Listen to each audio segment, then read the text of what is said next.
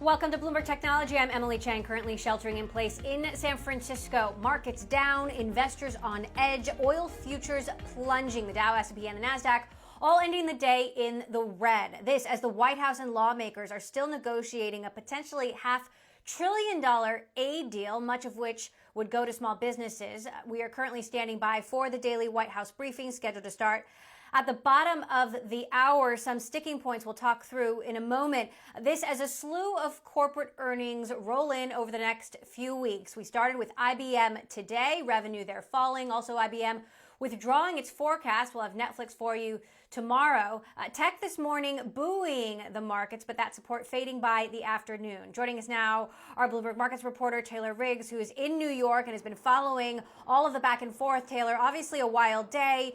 We had the Nasdaq up and down. What's going on?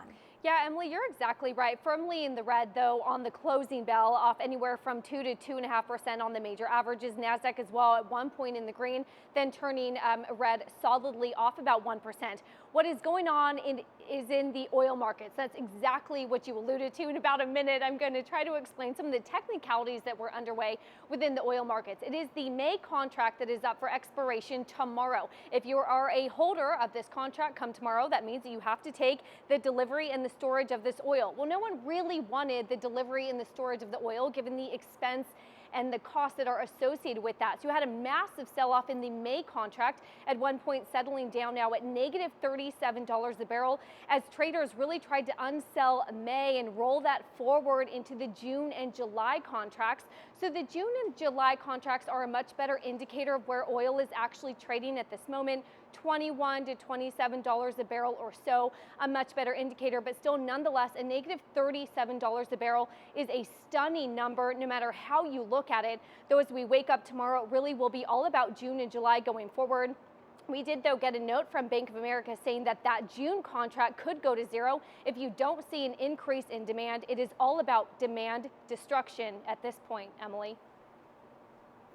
Taylor, 85 of the S&P 500's reporting this week. IBM, of course, not good news today, but they're not the first company to withdraw the forecast for the year. Walk us through the early headlines. Yes, we are getting some headlines from IBM, and they're awaiting the analyst call, which should be expected to start at any moment. I guess you could say that it was in line with expectations, given where analysts had thought the company would be reporting top and bottom line given the pandemic.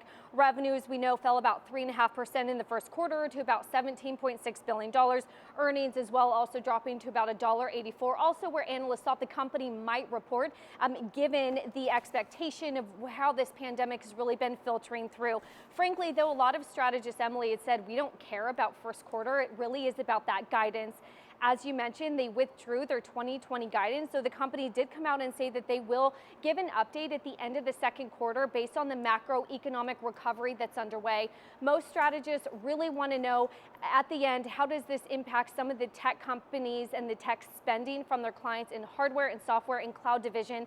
I would also mention this is the first call for a new CEO. Replacing Ginni Rometty on April 6th was Arvind Krishna, formerly of Red Hat. Analysts really like him. They think that he is the leader to really push this company into the new cloud division. You have to say under Ginni Rometty's leadership, the stock was down 16%, greatly underperforming some of the other cloud peers like an Amazon, like a Microsoft. So really hoping that we get some guidance from this new CEO on sort of the direction of where potentially this new cloud company could be, though this pandemic has thrown us all for a loop as well. All right, Taylor, we're going to dig in a little bit to that CEO changeover a bit later this hour. CEO Ginni Rometty transitioning over to Arvind Krishna, the new CEO. Taylor Riggs for us in New York. Thank you so much. Meantime, we now have many northeastern states, including New York and New Jersey, requiring people to wear face masks when they leave the house. And of course, we know that masks are in short supply. Etsy has been mobilizing its thousands of sellers to make cloth face masks. Nearly 50,000 sellers have now sold at least one mask. 10,000 sellers have sold 100 masks at least, including to yours truly. I sat down with Etsy CEO Josh Silverman earlier today to talk about how the pandemic is impacting their business. Take a listen. In early April, the CDC changed its guidelines to say that they recommend that people wear fabric face masks in public. And all of a sudden, we had an avalanche of demand on Etsy. we were seeing about 9 searches per second for a product that effectively didn't exist the day before. So we put out a call to our sellers asking them to start making fabric face masks. And within 2 weeks, we had 20,000 sellers making fabric face masks. And what I think is really cool about it is, first and foremost, we need to protect the medical grade equipment for the people who really need it.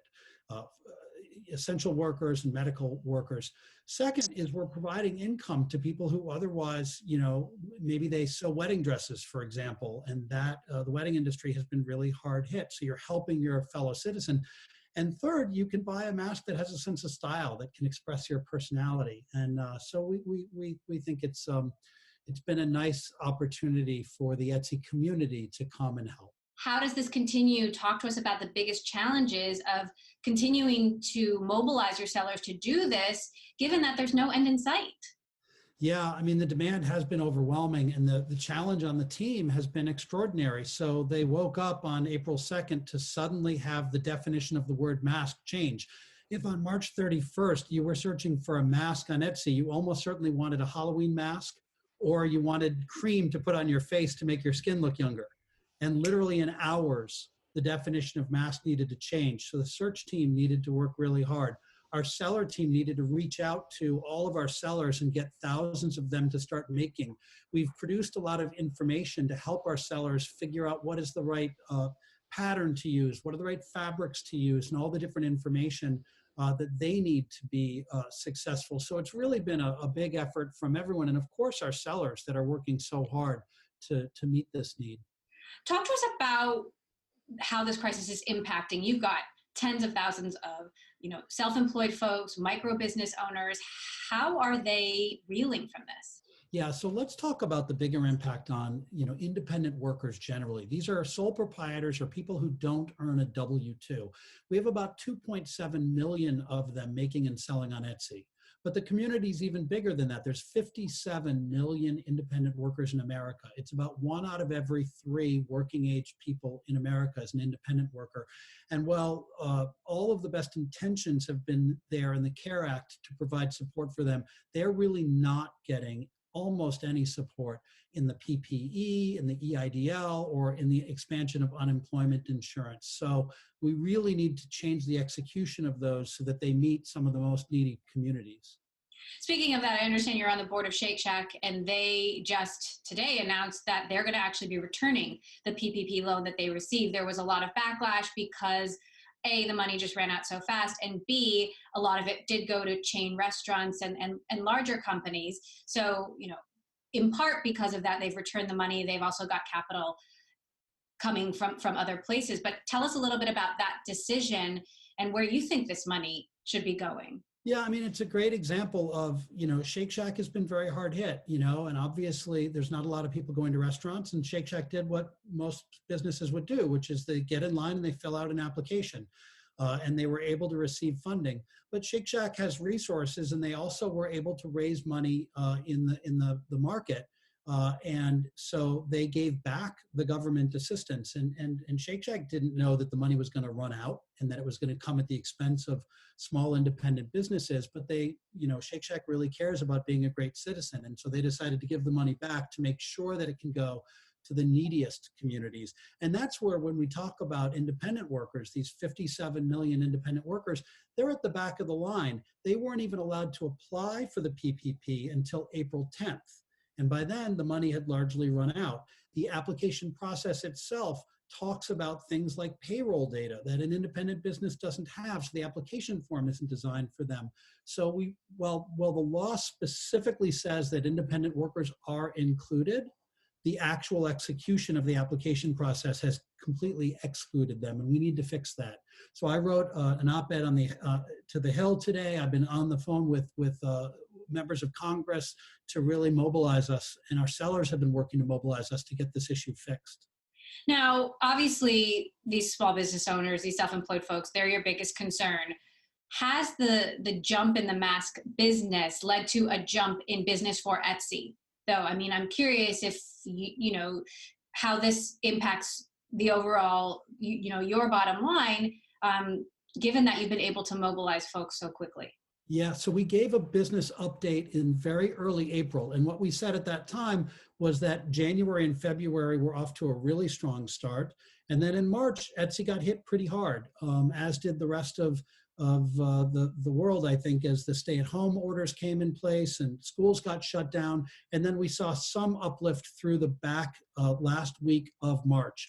And since then, obviously, the mask thing has happened, and that's driven a lot of attention. And we've said we've been selling several 100,000 masks a day. We haven't given a broader update, but we will in early May when we do our first quarter earnings release. So are masks up, but other business down? You can imagine that, for example, right now is wedding season. And typically we would be selling, our sellers would be selling a lot of wedding gear on Etsy. And that's not happening at this moment. So many independent workers, many sellers are being hard hit by this. And that's why we think it's so important that they get the assistance that they need. How do you imagine your business will be changed permanently as a result of this crisis? I mean, we're all wondering what behaviors will stay, what will go, what will the new normal be? What does that mean? What do you imagine it will mean for Etsy? You know, I think all of us are looking pretty deep in our hearts and saying, you know, where do I find meaning right now? And Etsy's mission is to keep commerce human. And the idea that you can buy something made by another person, by a neighbor, whether they're a literal neighbor or a virtual neighbor, but it's made just for you with love and care, I think people are going to cherish that more and more. And we've got the opportunity right now to rise to the challenge. People come and try Etsy, and they try Etsy for maybe more everyday items that they wouldn't have expected on Etsy. And Etsy has tons of wonderful everyday items. You can buy soap and you can buy all kinds of things on Etsy. And so I think our sellers are really rising to the challenge. They're incredibly inventive. And I think in that way, it's an exciting opportunity for Etsy sellers. And do you have a message for the U.S. government right now, as you know, we're waiting to see potentially more funds will be released for small business owners? What is the lesson that you think the U.S. government should be taking from this crisis? So look, I think that the social safety net that we designed coming out of the Great Depression in the 1930s was designed for a very different economy where most people work for very big companies.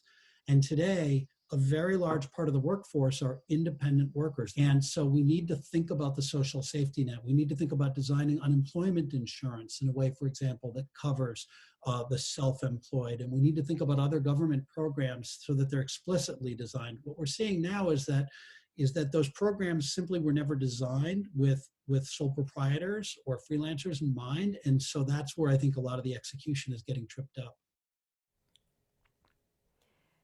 Etsy CEO Josh Silverman there, and here's the cloth mask that I got on Etsy. The shop was Mindful Mom Art, and I just want to give her a shout out because for every 2 you buy, she donates 1 to healthcare workers. Coming up, we're going to be talking about that spending bill that we are all waiting for with the president's chief economic advisor, Larry Kudlow. We are also standing by for the White House Daily Virus Task Force briefing. We will get you there when that begins. This is Bloomberg.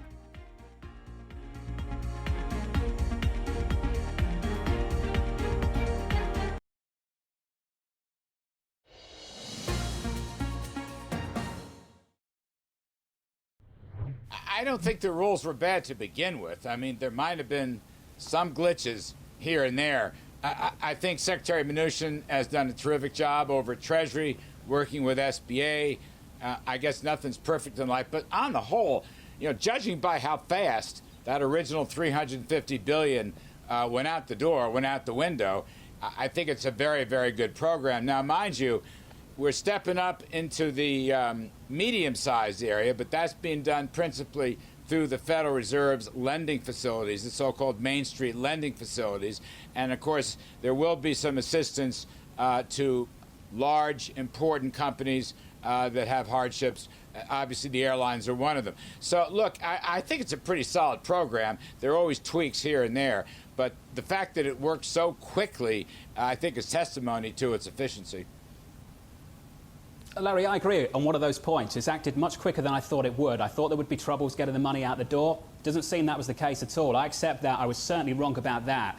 But if a $1 billion company can get access to the Paycheck Protection Program that was designed for small companies, we've got a bit of a problem. I think we can both concede that. So we need to make some tweaks. Is that part of the agreement that would just tweak things up a little bit so the likes of Shake Shack, a $1 billion company listed here in the United States, doesn't get access to those funds for small businesses?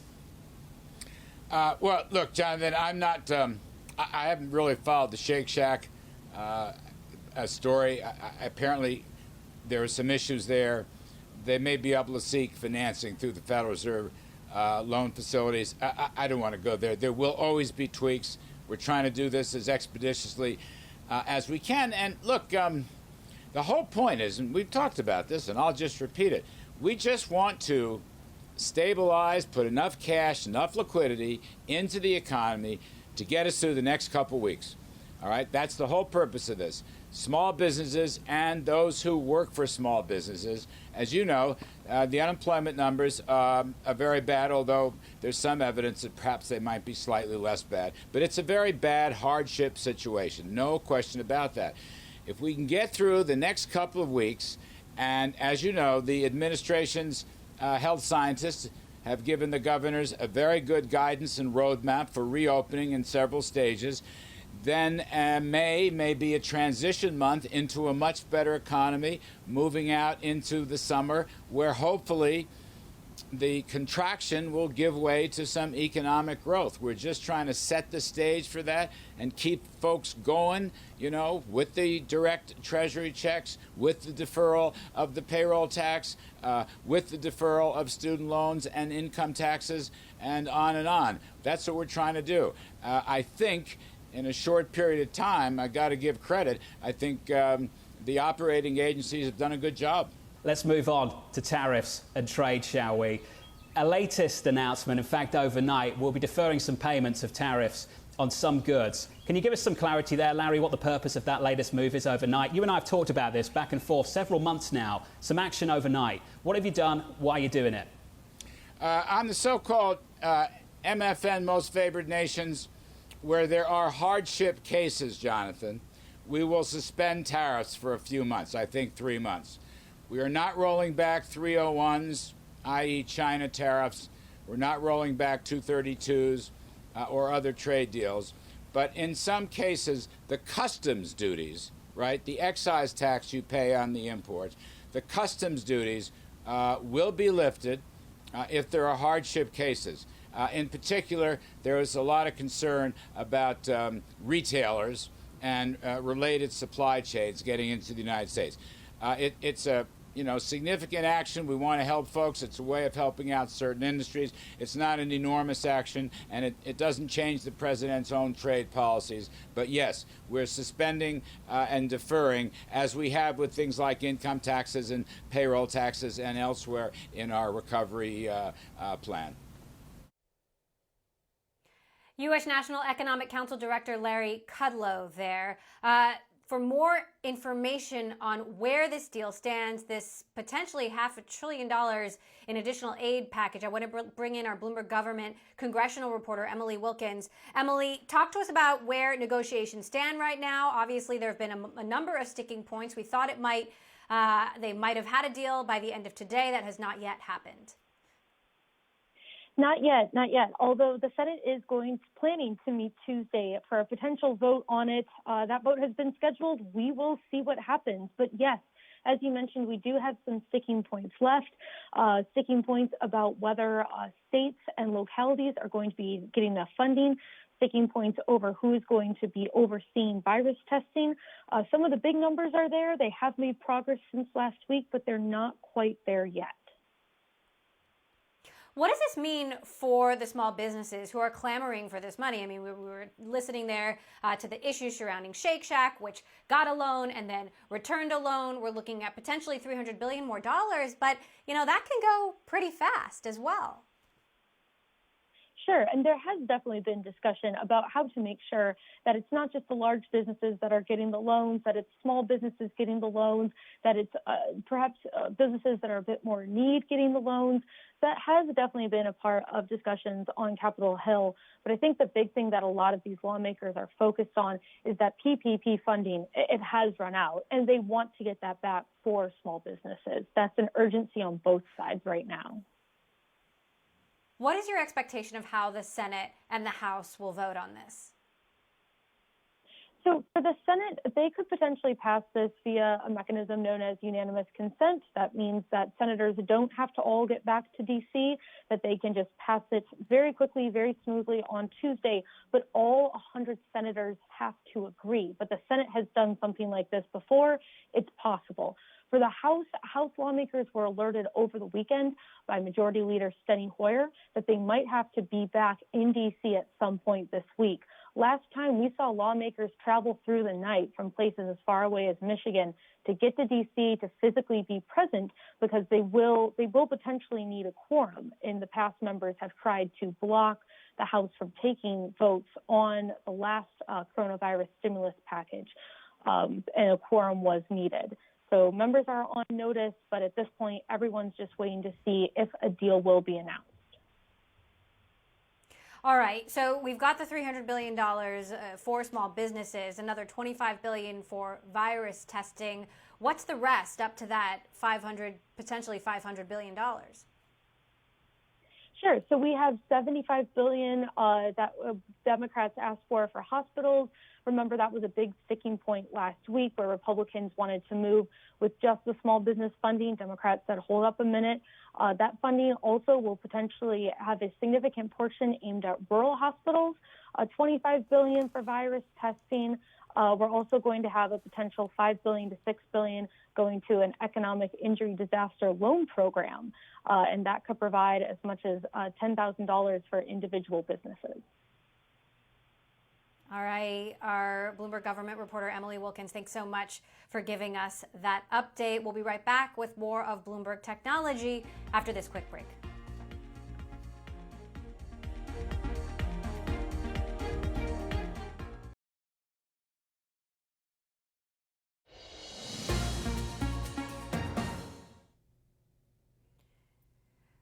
We're standing by now for the daily White House briefing. The president tweeting that it would start just about 4 minutes from now at the bottom of the hour. We are expecting more details as the president continues to lay the groundwork and negotiate with the states about his plan for reopening. Possibly we'll get an update on negotiations for this new aid package. We will also dig into IBM.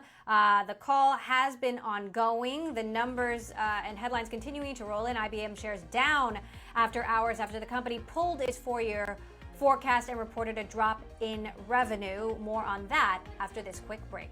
This is Bloomberg.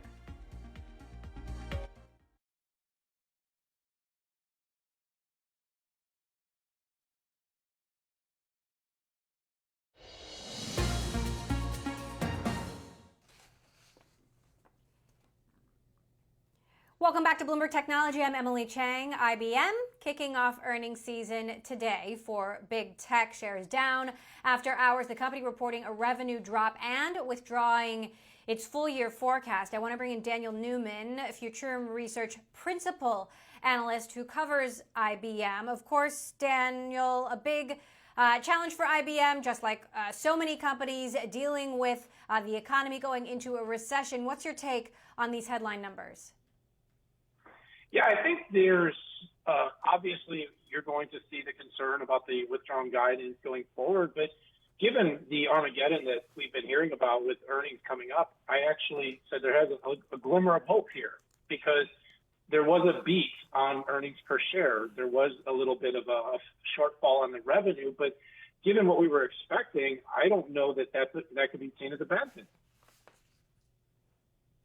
So IBM's also in a particularly interesting situation is that Ginni Rometty, the former CEO, passed the baton just 2 weeks ago in the middle of a pandemic. The new CEO is Arvind Krishna, formerly of Red Hat.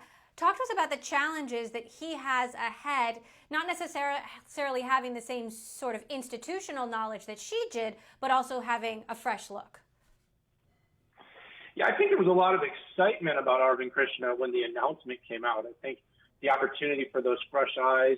He's very, bullish on cloud, which was the future for IBM, and people had been waiting for the company to really lean in and start to show growth in that area, start to get some numbers, trailing behind AWS, trailing behind Microsoft. But he never could have expected that 2 weeks into his job, he'd be reporting earnings in the middle of a global pandemic. I think Krishna's decision today first of all, it's great to see that he's participating in the earnings calls. I think that'll be a boost for the company and its investors to hear from him. But his decision to pull guidance, I just don't think he really had a choice. But this, the overall performance of the company, I don't think it's necessarily like they're going to be in terrible shape in the next few quarters. You see they have 60% recurring revenue in their business. A lot of revenue from services. They're seeing growth in their cloud business. I think it was up 20%. Record-sized deals coming out of the Red Hat acquisition that a lot of people were sort of wondering if this was going to bear fruit. And I mean, even the cloud revenue, that 20% growth, that means $22 billion in revenue in just the past 12 months. And it puts them, just behind AWS and Microsoft in terms of their play there. So there's some encouraging things. And Krishna, when he came in, I think his expectation was he was going to be the one pushing that initiative forward. So not all bad, but of course the circumstances are extraordinary right now. So let's talk a little bit about Amazon, since, of course, you also cover Amazon, AWS, of course, the profit driver for the company. But the other part of the business, the consumer products business, is the one that's been getting all of the attention. Amazon struggling with these warehouse closures around the world, worker protests, shutting down non-essential items, some consumers perhaps going elsewhere to buy those items. What do you think we're going to see when Amazon tells its earnings story? Well, there's a lot of speculation about the potential for growth. I mean, you watch how the company's performed over the past few months. It's kind of countered when the market was really struggling. And now as the market's risen, it's also seen it top 1.2 trillion in market cap. People right now are turning to Amazon. People are turning to Amazon for everything. And so the company has a lot of concerns. I mean, even a company as large as Amazon could not have expected what is going on in the world, and it prepared its workforce to have scaled for it. So it took some precautions. It stopped selling some non-essential items. It's been able to ramp up production. I think Amazon would be one of those companies that if it doesn't have an encouraging report, people are going to be really worried because of all the companies out there that should have benefited from this very unfortunate set of circumstances. Amazon should be it. What about Microsoft? Obviously, Microsoft has a cloud business, Azure. They've also got Microsoft Teams, with customers have been flocking to with all of this working from home. You also cover Microsoft and Zoom, the sort of darling of the Corona era. What do you think we're going to see reflected in their results? Microsoft is another, I'll start with Microsoft. Microsoft's a business that has, a very stable role in its customers. It's got, hundreds of millions of users of its Office products, shooting towards 1 billion. I think the company is going to show stability. Satya Nadella is kind of that rock when it comes to being a CEO. When he's spoken throughout this pandemic, he's shown a lot of solidarity and a steadfastness to make sure that the company stays the course, protects his workforce, cares for the customers in the community. I've been really encouraged listening, and basically the whole tech community.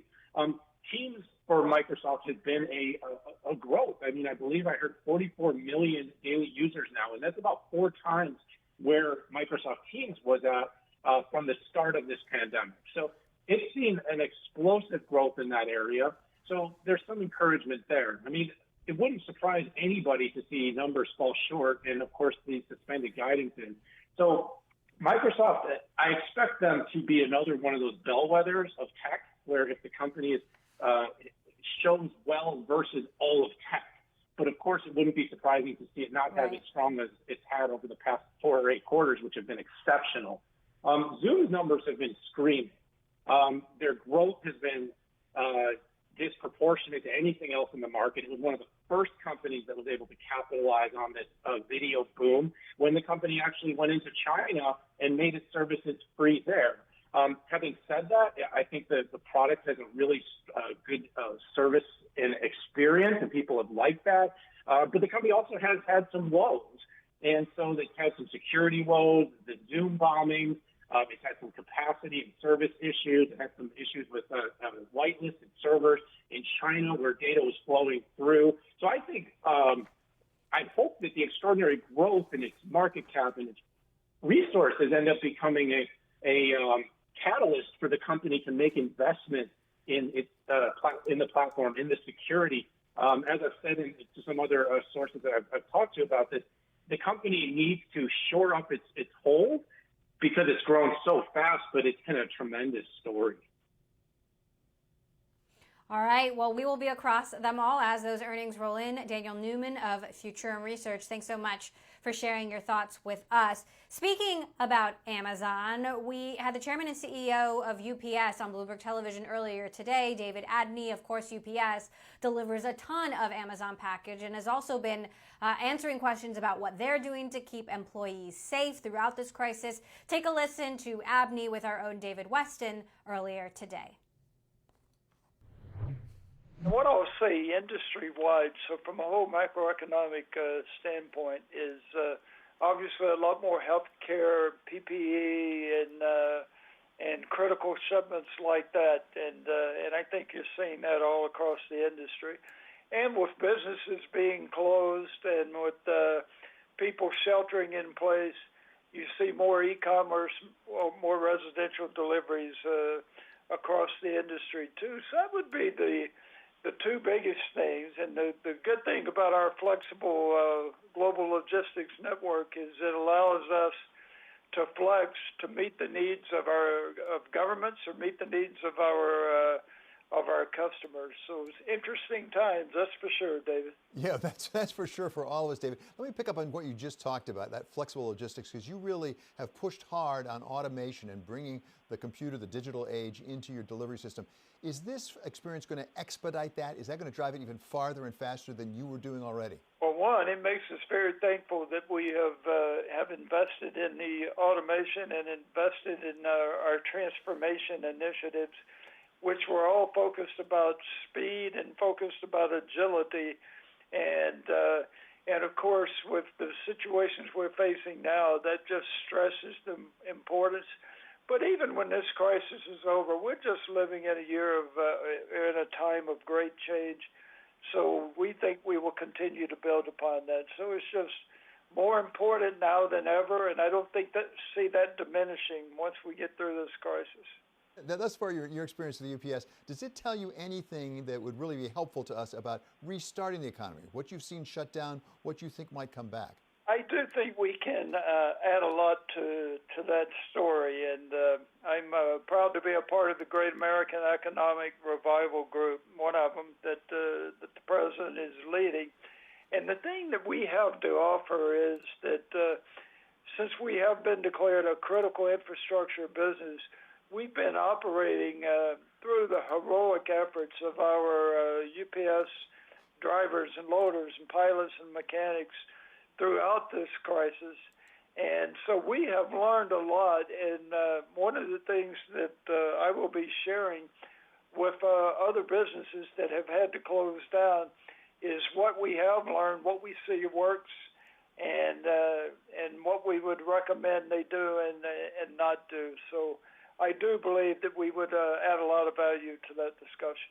David, talk about those employees. What are you doing for them to try to keep them as safe as possible? What extraordinary links are you going to? Okay, I certainly will. In fact, my favorite subject is talking about our employees, especially right now. They're just an amazing group of people that realize that we're a critical business, and they have stepped up to the plate like I haven't seen. In fact, David, we have record service levels now, and I can go back 46 years, so I can't speak for the company history, but I can speak for a good portion of it. And but the first thing is all about the safety. We have to, if we want to be a critical business, and if we believe we've got to move healthcare supplies and stuff around the world, then we have to take care of our people. And things like and these are just real important things. Emergency paid leave that was outside of our union contracts that we agreed to let our people know you don't need to come to work sick, that if you are feeling any problems, we can give you the paid leave. And enhanced cleaning of our buildings and our package cars and everything that people touch.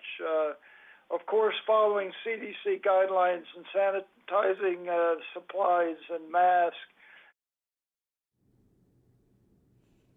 David Abney, Chair and CEO of UPS. Let's listen in now to President Trump, who's talking now about the new relief package. Visits, elective procedures, surgeries, et cetera, were canceled. We think that they can all get back online. They'll get it done. The hospitals have really been fantastic. The hospitals, they've stepped up to the plate. They really done a great job. We appreciate it so much. For areas less affected by the virus, we've issued new recommendations about how to safely resume elective treatments. HHS has also distributed the first $30 billion in direct payments to 1 million healthcare providers across the country. We've also invested $1.4 billion in community health centers to ensure our most vulnerable communities, including many African American and Hispanic American communities, have access to the services and testing that they need. Earlier today, Vice President Pence spoke with governors from all 50 states about our unified effort to defeat the virus. He had a great call. It was a great call, very positive in, I'd say, every way. Prior to the call, we provided each governor with a list of the names, addresses, and phone numbers of the labs where they can find additional testing capacity within their states. Many, many labs. We're providing you with a list. We'll show it to you now. If you need it, we'll give you the details. But hundreds and hundreds of labs are ready, willing, and able. Some of the governors, like as an example, the governor from Maryland didn't really understand the list. He didn't understand too much about what was going on. So now I think he'll be able to do that. It's pretty simple. But they have tremendous capacity, and we hope to be able to help him out. We'll work with them and work with all of the governors. Similar to the situation with ventilators, states need to assess their complete inventory of available capacity. Some states have far more capacity than they actually understand, and it is a complex subject, but some of the governors didn't understand it. The governor, as an example, Pritzker from Illinois, did not understand his capacity. Not simply ask the federal government to provide unlimited support. I mean, you have to take the support where you have it, but we are there to stand with the governors and to help the governors, and that's what we're doing. And they have a tremendous capacity that we've already built up, and you'll be seeing that. We're going to be introducing a couple of the folks in a little while to talk about it. I want to draw your attention to Governor Cuomo's remarks during his press conference today. He said the president is right. The state's testing is up to the states to do, which will implement the tests and logistically coordinate the tests. We have about 300 labs in New York, and they're great labs, actually. And it's my job to coordinate those 300 labs. I think the president's right when he says that the states should lead, and the governors they're really getting it together in New York. A lot of good things are happening in New York, and I think the governor's going to come in to see us tomorrow. He's coming to the Oval Office tomorrow afternoon. Andrew is going to be coming in with some of his people, so we look forward to that. Some of the articles that just recently came about, if you remember, and I put out a statement today, for a month it was all ventilator. That's all people could talk about was ventilators. And we did a great job with that. We built a lot of ventilators, to put it mildly. We have so many now that at some point soon we're going to be helping Mexico and Italy and other countries. We'll be sending them ventilators, which they desperately need. They were not in a position to build them themselves. But we have thousands being built. Every state they have the ventilators. If they don't, we have almost 10,000 in our Federal Reserve, our stockpile, as they call it. And we did a great job with the ventilators. Unfortunately, the press doesn't cover it other than the fair press. But so then you say, gee, they need ventilators. We don't need ventilators. And that's under pressure we did that. Nobody that needed a ventilator in this country didn't get one. And a story that just came out, how the media completely blew the Trump ventilator story. I'm sure you'd love to see that. That's by Rich Lowry, respected journalist and person. How the media completely blew the Trump ventilator story, which unfortunately it did. And here's another one that just came out. Kyle Smith, The ventilator shortage that wasn't. The ventilator shortage that wasn't, because we got it fixed. And we're also going to help the states, by the way, stockpile ventilators, so if a thing like this should happen again, they've got them. The stories on testing are all over the place, that we're actually in good shape. I'm going to have the vice president and others speak to you about that, but we're in very good shape on testing, and we're getting better all the time. You're going to see some interesting things. I thought before I went any further, though, I'd like to have General Semonite, who's done an incredible job, tell you where we are. You know, we're still building beds in hospitals for people that need them. I guess the hospital business, General, is getting pretty much closed out now, but we're creating a lot of space for people just in case, and in some cases they probably will be using them. But I thought the General, he's been so impressive and done such a great job. I thought on behalf of the services and on behalf of the federal government, he'd say a few words about what we're doing right now. Thank you very much, General. Well, thank you, Mr. President. I just want you to know that on behalf of all of us in the Department of Defense, our thoughts and prayers go out to all of those patients and all those victims that have been affected by this terrible virus. And the President and Vice President talk all the time about the heroes, but I've been out there. I've seen the doctors, I've seen the nurses, and all those that have worked very, very hard. And we're just so proud to be part of this noble calling. For my team, I really made it very, very simple. I said there's 3 legs of this stool, and they all have S's. There's sites, in other words, hospitals. We've got to worry about supplies, and we've got to worry about staff. And so right when Governor Cuomo called the president about almost 30 days ago, he said, I need some help worrying about what could be tens of thousands of hospital room shortages. So the president and Secretary of Defense asked us to fly to Albany with a team. And on the way up, we understood how complex of a challenge this was. And we knew there's no way you can solve a complex catastrophe with a complicated solution. We needed a very, very simple solution to be able to then work with HHS, to be able to work with FEMA, to be able to work with the Vice President's task force, and then to be able to power this down all the way down to the local level. Some of the governors asked us to try to build a hospital in a parking lot or a field in 2 or 3 weeks. You can't physically do that. So what we said was, let's go to where there's an existing facility. And I'm going to kind of make this in 2 big pots. Those that are either hotel rooms or college dormitories, smaller rooms, or those that are in real large areas like field houses or convention centers.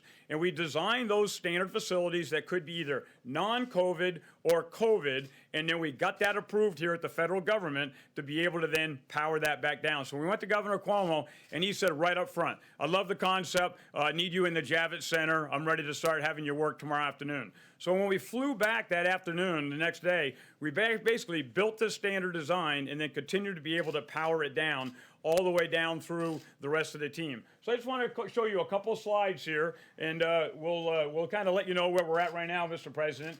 We had to do a bunch of assessments. So somewhere in the order of over 1,100 different locations we went to, and we worked for FEMA, we worked for the president, and we worked for governors and mayors. And we said, what do you think your demand is going to be? And based on a lot of the modeling that's been in this room here, we were able to understand when the peak curve was, but we also were able to understand where's the bed shortage. So then these 1,100 facilities, right now today, sir, we're actually executing 32 different facilities. That's on the order of merit of about 16,000 beds.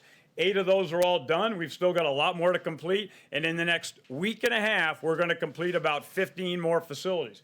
We've got some pending. Some mayors and governors are still wondering, do they have enough bed space? And what's important here is we need a very agile plan. You can't do something 3 weeks ago and think that this is going to continue to stay, because this virus gets a vote. And this entire team, the federal government, has tried to be as agile as they can, supporting those states and those governors. The beauty of the plan, though, is it doesn't have to be built by the United States Army Corps of Engineers. So we designed about an extra 52 facilities. We gave those to the governors, and I've got to be very, very laudatory to the governors. They then imposed and put a lot of those on the ground and did those themselves. So let's go to, I'm just going to show you some real simple pictures here. Go to the next slide if you don't mind. So this is an example of the Javits Center, and you've heard the president talk about it quite a few times. This one, about 2,100 bed spaces. What you get is about an 11 or 12-foot square cubicle.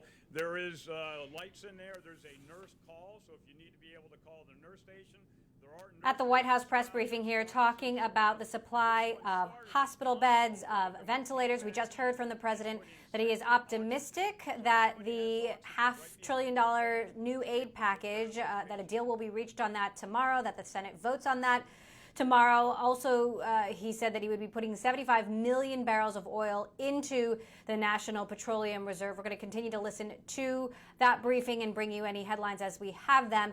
Meantime, I want to talk about some of the corporate earnings we have ahead. Netflix reporting results tomorrow. Our Bloomberg News reporter, Lucas Shaw, who covers the entertainment industry, is with us now. And of course, Lucas, Netflix has been one of the rare bright spots in this market. Shares have been soaring with so many folks stuck at home, watching Netflix on demand. What are you going to be looking for in Netflix's results tomorrow? Obviously, there have been a bunch of hits. Tiger King, for example, Marriage Story, an original movie. What are you going to be watching?